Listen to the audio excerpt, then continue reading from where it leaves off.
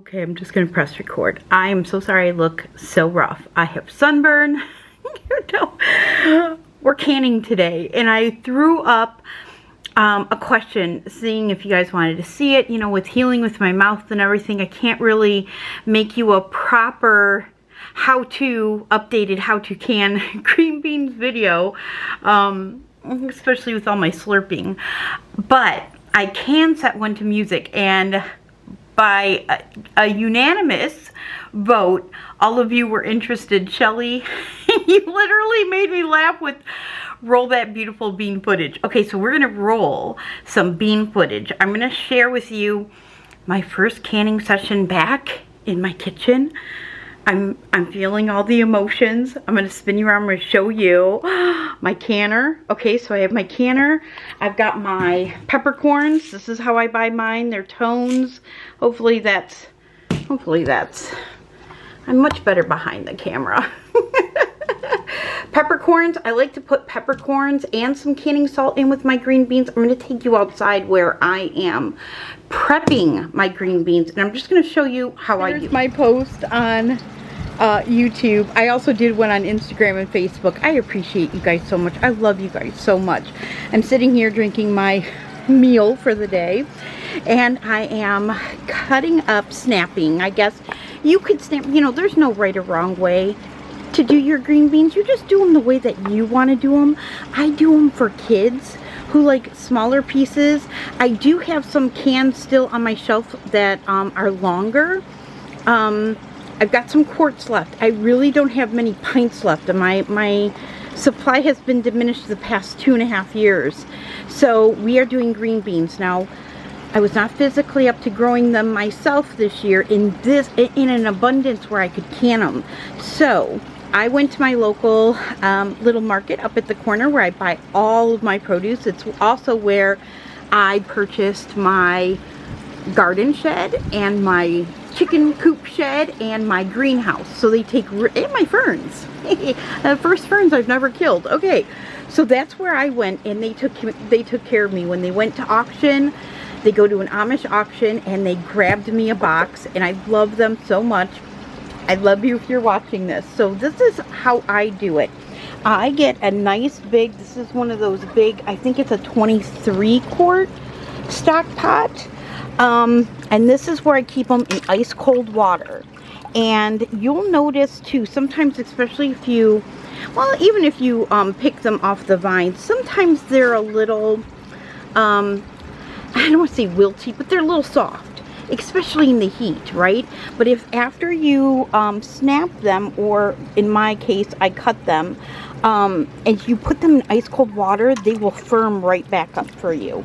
Now I do mine in kind of smaller pieces. I'd say, was that like 1.5 inches to 2 inches? Just because, you know, the kids, it's a little easier for the kids to eat this way. I prefer a longer green bean, but we do it this way. And I do it with a pair of kitchen shears. So I'm going to set the camera down. I'm going to see if I can kind of balance you here. I'm going to take out my, I've got a baby kitty. That's Smokey. Well, Olivia, we haven't, I guess, decided her name, but I think everyone's still calling her Smokey. So, okay, so I'm going to set you up right here. Let's see. Now I've got a box at my feet. Okay, in this box here, I have all of the ends or any of the rotten pieces. I always check the green bean. I make sure that nothing's rotten or bad on it. I just snip those parts off, and I use the good part. Hopefully, you guys can see that. So I snip, of course, the end with the stem. Okay, just a little bit, because you want to save as much of the green bean as you can. And then if it doesn't have an end, like this one is full grown, I just cut it, so about 1.5 inches. It's easier for me to cut with scissors than it is with my hand injuries to snap them. And it's just easier and neater for me. Now, sometimes I get these with the kids won't eat that. Okay, my kids won't eat that end. So all I do is I just trim it off. I just trim that little extra long section, and then I just trim the stem, And then we'll go back to cutting these up. I get about 4 to 6 pieces. Unless it's really small, then I'll get 3.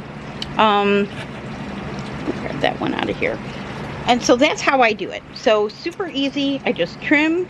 I don't actually cut the butt. I just trim that little long end. And then if it doesn't have a stem, I just trim off the very tip just so that it's fresh. And then I'll go ahead and cut this up.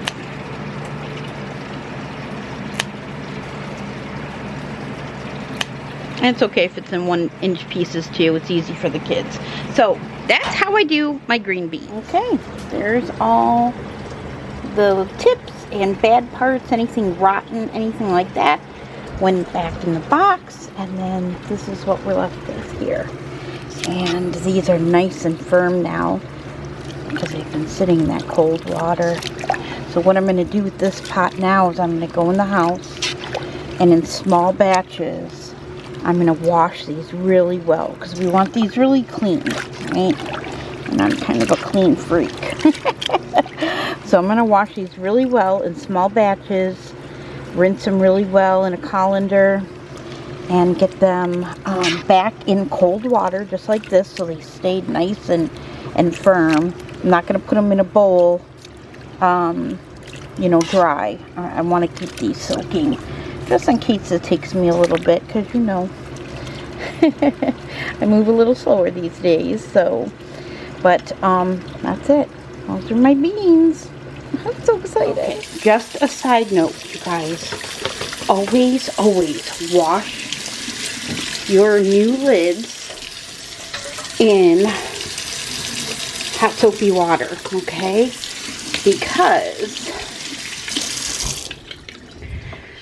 the compound on a canning lid is called plastisol, and it's sticky, much like postage stamps or envelopes. The sticky that they, you know, that you lick on the back of an envelope.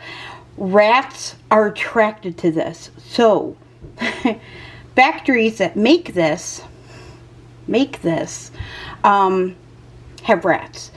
You never know what's on your lid, okay? So it's disturbing how many people I see on YouTube cracking open a box of lids and they don't wash them. So give them a very good hot soapy water wash.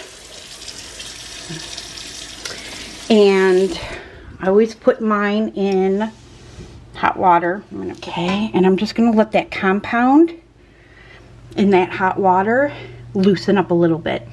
It just guarantees my seal. It's how I've always done it. It's how I will always probably do it. And that's just my process. Okay, I'm going to go ahead and get to these beans, give them a really good wash, and then a really good rinse. And then I've got my canning salt. I've got peppercorns. I'm not putting any onion in these. These green beans will most likely go in soups, stews, chicken pot pie. That's why we're going to do pints.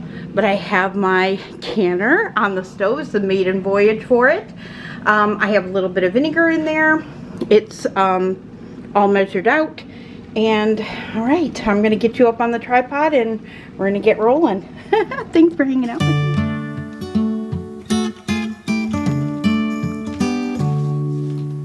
All I want in this whole life, a little red house and a country wife, a picnic table out on the lawn, a couple of kids and a couple of dogs. Work all day to 5:30, a chain link fence and a gravel drive, the wind chime ringing on my front porch, a brand new carpet on every floor, and a rope swing tied around a limb of a tall oak tree. It don't sound like much, but it sure is heaven to me. A big bathtub in my bathroom, microwave, dishwasher too. The folks say hi when they pass on the street. A clean pair of socks every day of the week. A big soft chair for when I'm old. Tack box and a fishing pole. I don't care about the fortune or fame, I just don't wanna know my mailman's name. At Christmas time, I'm gonna leave him a gingerbread cookie. It don't sound like much, but it sure is heaven to me. Every now and then we go on a vacation, big radio and a country station, hot dog grilling in the noonday sun, drink a little beer, boy, have a little fun. Some folks worry about getting ahead, but I'm gonna live a little before I'm dead. And anyway they say the best things in life are free. It don't sound like much, but it sure is heaven to me.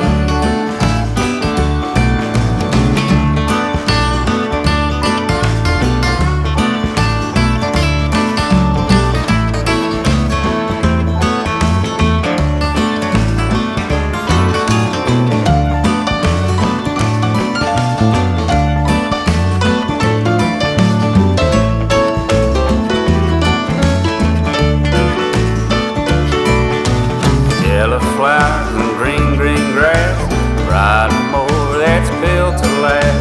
A big beer stored on every clothes, a slip and slide and a garden hose. All my buddies and their wives have a big barbecue on the 4th of July, and a cheap guitar so I can play a little melody. It don't sound like much, but it sure is heaven to me. No, it don't sound like much, but it sure is heaven to me.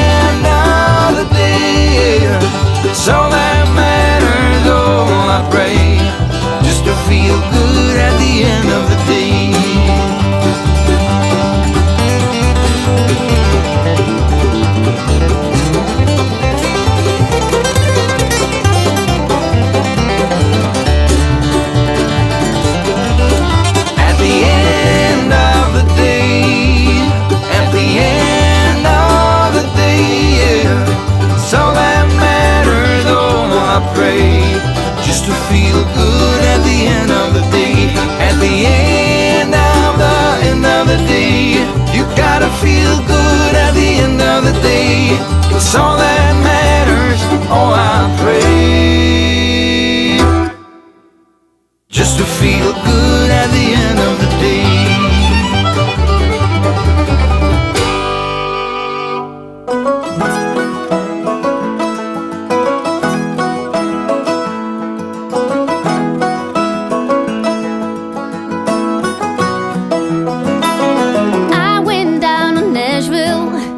Guitar in the back, I was gonna make it big, make money by the side.